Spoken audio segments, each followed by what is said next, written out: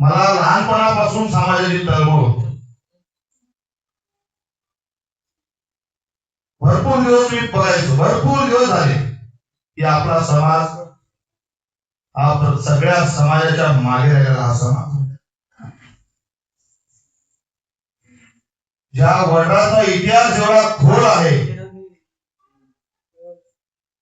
तो अजूनपर्यंत इतिहासामध्ये त्याचा उल्लेख या लोकांनी आजपर्यंत केला नाही.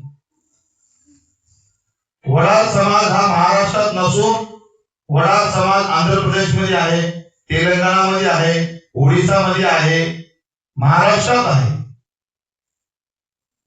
महाराष्ट्रामध्ये वडार समाज हा 1 कोटीच्या घरामध्ये आहे.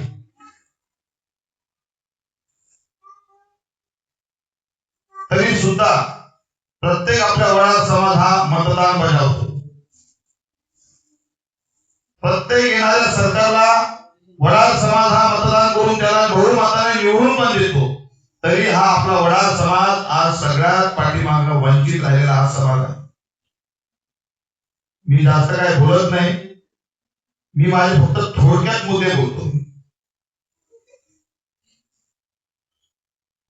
वीर वडार एकता फाउंडेशनची एक संकल्पना आहे, जिल्ह्यात एक वडार भवन. याचं स्पष्टीकरण देईल तुम्हाला. तुम्ही बोलो की दादा जिल्ह्यात वडार भवन, त्या भवनचा आम्हाला काय फायदा?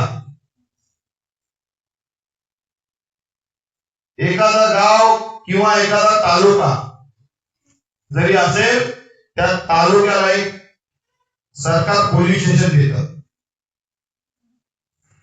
कारण त्या तालुक्यातील लोकांसाठी जनसंपर्क म्हणजे काही अडचण आली, उद्या काही गुन्हा झाला, त्यांना काही त्रास झाला तर त्या पोलीस स्टेशन मध्ये जातात, आपल्या आई अडचणी सांगतात, आपल्याला कोण त्रास देते ते जाऊन सांगतात.